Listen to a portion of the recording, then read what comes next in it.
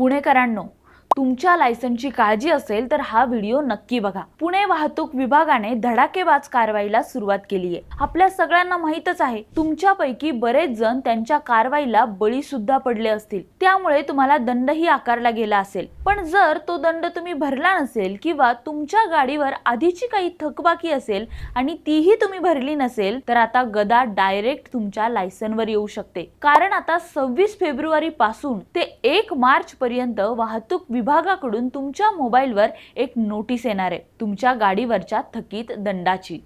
जर तुमच्या गाडीवर थकबाकी असेल तर तुम्हाला ही नोटीस येईलच। तर या नोटीस मध्ये असं आहे की तुमच्या गाडीवर जेवढी थकबाकी आहे ती 30 दिवसांच्या आत तुम्हाला भरायची आहे, नाहीतर तुमचं लायसन रद्द होऊ शकतं। तर मग तुम्हाला नोटीस आली आहे का, हे आम्हाला कमेंट करून नक्की सांगा। आणि पुणे वाहतूक विभागाच्या या दबंग कारभाराबद्दल तुम्हाला काय वाटतं हेही आम्हाला कमेंट करून सांगा।